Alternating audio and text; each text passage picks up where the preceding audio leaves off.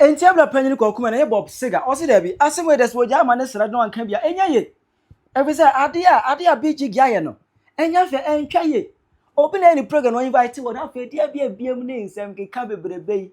Kwaku Manu aba clash with Big Jiggy. Efa nsem a Big Jiggy ebe kan fa Shatta Wale after the program that course wa Accra no. Oh, Kwaku aba reply Big Jiggy no na kono boot for boot. Mema on chiri mu no akere wa adwen ama me. Ewo comment section. I Penyah block media. Mess was any demo. Over like video, no that my subscribe button, so back click the notification icon updates. Update somebody to watch the mama ewo comment section. Mess was about so no share for so any be ashare. Now to for Facebook, you will at Penyah block media. We actually quite no fully. Link no other comment section. Your pen ewo hono check it. But so they be fully Facebook. Name build the family no together. It is Saturday no Ana Wale edi the 40th birthday ewo Accra Independence Square. E want to that Penyah. Any Big Jiggy Nigerian content creators I won't buy CB. But how is it called? Wale invite to no or target Penyah as biggest streamer and or target Big Jiggy as just a mere fan of Shatta Wale. And no, Anna Anye, Big Jiggy Anye de go or believe say or promote Shatta Wale or Nigeria as compared to Penyah. But I stay you not Wale any Penyah vibe more. It's a man, Big Jiggy nehi. No so. Ever expressing frustration. In fact, Obelbo na adwen Shatta Wale pa say ade Wale aye ne de. He never thought say Wale pa betimi aye sad no. Gu nanimu as any ade the bopo afu Shatta Wale, the bopo Wale mind. Ever because of that kwano, he unfollowed Shatta Wale. He has unfollowed Shatta Wale. And a video be no the promote Shatta Wale enyum e won TikTok pages ni no. We are deleting Shatta videos ni na we are turning down all the Shatta videos. He say ni bopo ni ko kwapai. No ana Kwaku Manu Aba reply Big Jiggy. Now when is one Kwaku Manu catch Big Jiggy? Guy your friend say Penyah ni hwan? Big Jiggy. Sa Big Jiggy ni na ono na to Shatta nwom no. Okay. Ana ne bo afuo social and media no say Shatta ide. One say na wo say anka wo say ke treating na emse wo anya ne sa. Treatment ono no peno, ono no anya ne sa. We ask coffee. Le bi ana me kasa asemo onipa bebre na nkasa ka ho bi na ye ne abi ye ne ka ho bi na ya atamfo ye makwa ma ya atamfo ye den enya ye oti nkomo ye ka ho bi na ya atamfo ye den enya ye but medical ye sa video ya about Shatta program we ada to social and media no so kofi Ghana house amanfo ko show super show su de amanfo abobi amanfo akopi pa basa show we no obi se me hwe comment ebi mi so na free show ebi mi say na free show ntene bi anipa ye de e course but no kra kofi edu de bi a wutimi ya advert so per free show ni bi say ya se nipa beba ba se obi be tu car and obi be fa car from the kurum amount for the buses in the bio amount for the bus and the buy e be yes a program ya e course na wo hwe na ni kansem ne na re hosem a na sere sem ewom ene na re hosem ewom se omo mpaboa ka ho kofi omo mpaboa ka ho bro ni pa 30 more than nipa be 100 dey omo mpaboa ka ho omo sneakers slippers na sneaker kro na slippers obo ma otimi se ni mpabo ba ko ana aka ho etimi bisa se nipa no akwa be so no fa so de kofi ese obo akoko mpesa ha ne kofi ni nyina ye Shatta ho do mese mpaboa pa nkofo mpaboa ekeka ho ndra Sunday na Saturday no tene na Monday yes Saturday na dey Sunday yes na se menstro na meka nipa ekọ ho no kofi eye Mabro stadium so nipa na wo ho no eye ma Ebro stadium so even obi wo krampa be bi ogina kra no ohu Shatta say but we enjoy now hwe aye Shatta proud aye ne birthday coffee ne birthday no wo show among fans enti everyone say the birthday gift obetimi the among fans say obobo free show the among fans but enye easy say other artists coffee say your birthday obetimi apulu crowd but that crowd na Shatta pulu ya no coffee enye easy eti said the China for edu o mayi o mkoyi o no ma nyina pia bonten e ma wiase nyina bopusa like wiase hu say akwana aboa no ho ayede asi se chana fo aboa mo ho asi a wo ma bi nim se wo de no koka chana se wo ne kokontoko a onhwa atsema beto sa akurukuru no anya asem ketwa saade ni bi na Shatta epulu sisi ai amba ada artist ne so bi trust wo kodi birthday na se ni pakọ ne boa no ho yi advert commercials kofi ese wonya adaje to TV by TV eno kwa mpa bo Shatta atise echire se be ya obetima nya sa nipa na wonya ye no na so obi ti se Shatta Wale se bi Ghana ha ye kan a big artist wakai ye kan a big artist o de Ghana ha na mo tie nyina Ghana ha ya na wo ayi akoye fense boy no pela de mechanic Big Jiggy. When you say you show crime, my name will be a friend Big Jiggy. Uti nkomo but minim pela. Ba wo Big Jiggy o se wa hwan. Nyame na aye opportunity, aye watom. Ana bia me fan say baby a wo so hye. E wo Nigeria ne nipa kura nhye dan ne mu. Ana wa fa Shatta ato ho so say. They be ada back to back 24/7. Ubaye no nwom social media na so they create content. Kofi saade na wo create na ama SM fan abedi wachi bebira be follow say true Shatta nwom awoto ananya true Shatta nwom kwampokra na ye ne ya Ghanaians na nkasa no ye hu se wo to Ghana nwom ana wo ye Nigeria ni na bi kura wo katwi kasa ana wo kakasa bi eye Ghana kasa ma saa odo bi ye wo ma Ghana no itimi bedo adisa akoyi a wo call Nigeria o so wo kire Ghana for aduani Ghana for bebira follow no otimi ye kosua ne moko otimi ba mpese no aye stew aka ho so what ase no anu amu wo kire se de Ghana for ye no aye aduane sa content na wo create no Ghanaians bibli na ko follow sa guy no because okasama Ghana or ton Ghana eti se nyame aye wadom na wo so wo se obe create bibi etimi de benya fame enya Ghana ho do a kofi enye easy wonim kofo a wo Ghana ha o moto nyom te like o moto Shatta nyom wonim kofo wo Ghana ha mo a like omo say SM no aso mo papa no mama media ba ye musa say san kofo no opportunity we sa platform we Shatta de ma wo mo ana ewi asenya na ye kase edu de bia wudi akoma chipia esuna adwene ana esunu nyansa sa mistakes we nipa bibiri aye bi yintimi nhye ye ho so meka madwene mechire madwene memfa wo bia ho so no se obi a wetimi obi a bifu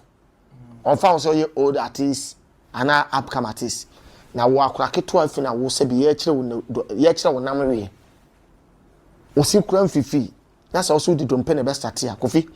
dadoa asem wo mi mfi da abiam danso aye nkransa de hye abiam danso oso okana se wo se ne papa ne ka kire ne se dadoa pia ye boss man koship se nipa baabi a wunduru na obe wadwen se obe pagya ho aduru ho a akasifo bi wo ho ye moa ye ma okwan ma wo ma ye ma okwan e ma wo ye dai o mba ti se wa ba Ghana Nigeria fo na kasa kofi bebre ya homa so pala ya se pala ne girlfriend ye our friend say Jarvis so one the same thing ana sa akro we ba Ghana koye sebi enoma okafa Ghana ho na etan so ko Nigeria kofi mi makọ Nigeria ko di 3 days o mi makọ Nigeria friends Lagos yewo kasa ni bi o ma otimi se o mo de o mo dwen o mo ho o mo bu o mo ho ana yewo kasa ni bi o ma kofi o mo komodie kura te se de o mo kontokwa na obi aye ne ayira o ye free airport airco hotel ana driver ni na odi airco na ayira satam kwa na GPS nsheda nye komo sa cause asema making bro 12 years asema making bro 12 years na kofi obi a satam na GPS nsheda nye komo even Nigeria kwa nyasa kwa bi onko de GPS ne yede ehim na ye ko ne yedu ba bi na ya ayira na wo busa se bia hotel wi ewo hefa ohun se dadin se na nipa no kire no na waye o say wo kire obi odu Ghana wo drive no odu baby no obi say okay oh na wo how na ka say oh okay mate o say obi cho bibi kura no woni ma Ghana ha no onya abotre e ma nipa no kasa wi a o kwa na wan kasa waka bia obedi na atam kwa no odi na atam o kam se on from ko hwa wonim kwan no wo beto ya twene eduru anim ana ya busa ba we di nipa nanim o say my friend come out from a car and the person said now I don't know what's in the panel so this Hausa people I will not understand anything we say or no Hausa ni na make maka say adia mami hu say sa Hausa for no be omo Nigeria no wa abotre pa kofi because nka man tian no nko yobi anko so betian say won fun nko anase bisa but wan kasa no free car no ko nti ye ka attitude pa say Nigeria sa ebi mu embu hwe minimum ensu ya di dwale wo mo ni ensu ya di so manum ampo Nigeria fo bebre kofi mo mu bo mo pa o na so bebre no so na ni sika om so mo ho kire mo pa wo Nigeria om so na mu ade pala na nkasa kwa e pala na nkasa kwa o mu hwe dem make se me boa se me show mo videos if kura no mutimi ko ba bi ti se hotel a me kai video bi a me hwe ya wo ko hotel na nipa ne kire se ho ne nye ba bi e dey ye twa video o ka cha papa so e for bobo na so mo so mu a ba sa no ye ne suban no Ghana ha no tama obehu so obi dan sa suban na de e bia kwan nipa fa so ne kasa na bia no ankasa ye ene be ma nipa ne bofu be ka se na se bi kura bia ye nya bibi se wa hakura na nya abotre ne menye dey enkasa but say obi kuma ka se papa say oh my friend hey I don't shoot here but usa na Shatta Wale platform wo sa boy Shatta Wale platform hwe nipa dodo ya introduction to wo yembu say nipa dodo se nanim o Ghana ha say wo say nipa wo say wo todwum e wo social media so na ye Shatta fan akotan internet so ka say the whole Ghanaians fuck up minim say three kasa making coffee aya homa so nipa na wo no na twema so eye pela no abi kura wo ba Ghana ha kura kofi wompo ono nim se ono abekre mu Shatta Wale ana Shatta ato ne nsa afrew anye bia so ono wo bifudi anya ade obepe me ka we de ntia ma me di sa nkomo we ntia me kasa kire nipa a mo ye Ghanaians se and times mema ho kwan ma obi a wo no otan wo mema ne kwa ma ni nya wo because a pela na ye obi a wotan wa yemfa nse memetwe na abia sikani bi open kese bi ato nsa afre me kofi me kono wo kofi me no nka ana ma wo si ato nsa afre wo the same thing wo kofi ana ye nyina call the same place na ekono me medical akọ akọ mu dada eti wo ba hono me aha me mpese me hu ho ba wo na wo ba ye no wantimi anhye ho so na se wo kogu woni ma so ho a me to ase me bo cross sa wo hwe ya Shatta ya ade bi tama wo introduce wo mumie no nyina wo platform so no na pela ne pe mic amo mic ne kodi ne ho batama mic kodi ne ho sa boy ya wo boni din sisi ai aya boni din ma ngam me refin di big Jiggy no eso eche mic kofi oje mic no minim big ni se ne girlfriend no ne nam dia ana wo hia na danfo a wo de mfa se na danfo lady na no ne nam no pe mic no the time Shatta kan o munina abo mu wie no ana okọ gene de ono ye smart se bia se in case problem bia ni ho sisi ade ya kan abom dia obekọ pela no ho akwakoje mic na de ayede a perform ba wa amfama no he Nigeria for me is stubborn no kofi wa amfanya de ama no wa amfama na nchi no ana Shatta ye smart ana ono mom je mic ni free pela no ho ana ode share the back pocket ana kwa ese ase woni pela no mum no vibe and some of no vibe no mo ye weni a wo hu se pela na adwene free so a emu adwene ana oyi mic ni free ni bottom de ma eye big Jiggy no big de Jiggy no ne girlfriend no sana ne friend no hype house de bade hype woman ana ode mic ne ye de e ma no so ati ase ana otwe pela de ne ko ne ekọ akire as the coach and wife no so what say no ja we ma we mu mutime perform ye e che crowd utam ni nyina how dey perform in the crowd na se pela no kwan hye da anya bibi ankyere crowd no kofi we anya ne fo ba nipa na nke so ye sa video we say ɛyɛ pella ɔne kebi okɔso e video say oh Shatta ebia na de one cause ene de me kura me back kura no mama anhyɛ da anye den am perform anye bibia because ye kan enkofo ni pella ne since a big no Jiggy, yeah. what ya say sa Jiggy no ye ka pella ne Jiggy dia ye ka pella ne Jiggy dia ye ka nipa dodo ne be hia mu ho no dodo ne nim sa we no o social ne media no so me ko na me kan am for kasa Shatta or to Shatta dwumi Kofi me first time ni na what me ko social media so diga na fo nyina atem say wo no oba na so didi ba ko post de ba de on say ne ye kasa ho hwe Kofi ye onkofo bebre o mo ye mo akatafo but o mo nye gayo o si onkofo bu mo bobo mu ti asomate hihye o ma som say no na ma no mo pe na o mo ye mo gaga o dress kama but ye kasa nyansa pa de a oboa Kofi na se me metuo ne makoba bi na e plemeduane ba ko pe ne ade ade a en komo bu o ma nyankomo nyina ne yedi nipa no de aduane ba no obetini na transna na kasa se da bi e bi atam se ni time se me hia aduane fa na mama me e bi awu ko ba bi so anya bia obetimi abo aho kakra se aduane na makora wotimi koto bi sa tam na Shatta ni nya tam se de onya tam ma pella mre bi ma oba ye wo de ni cool street ni mu no sa ta ade no wonya ma because dan ye the birthday and for re no sa da na kasa so prepare for enumere program enti wo nko na wo enye se wo ye big artist bi o if na wo upcome a wo to obi dwom nyesa wa wo do nyum wo create wa content o wo si ni pan nya full time na fa mountain wo adwa Kofi sa de we medwa ama nkofo bebra wa de agu sa me wakoma yayi nkofo bi adi afre dwom because onye sika kakra bi na sika beto no ho pe na ahomaso start ne boss na nam so wonya sika no adwuma na ebo na ma nya sika mo timi di ahwere ono ne ho de bi di abo na busuo no Kofi na koma ba me de o kan meka sisi ya the first na ye ba adwuma foforo na mutimi kama adwen kire mi o ne de mo kan ye beka efebo ne yi na di ne adwuma no onya bibie mu nye no atrefe ne sika na o pa ne me dodo ni nya na ahye saa kuma ye kuta ye ya Kofi ama mpeyifo bi o mu didi ma ye nya bi di no ye de ya adwene ne yakoma kasa kire wo mo ama ne saa nkofo nko ye fafoforo ma enye adwuma bi ya ka saa asem ne bi a kire wo ba ye ne wo motete ye kunu mu aye no mo tete ye mpra no mu aye no mo te ye kire ya adwene kan ya adwene ene ye de chew pa ne nam se ye kire mo ene wonya kran ka bedo ma nipa na tie tia wo so Kofi me hwe boy now e lesson bibiri se wa ko delete wo no an content a wa create no wa unfollow Shatta e kire wo se wan kasa no ni focus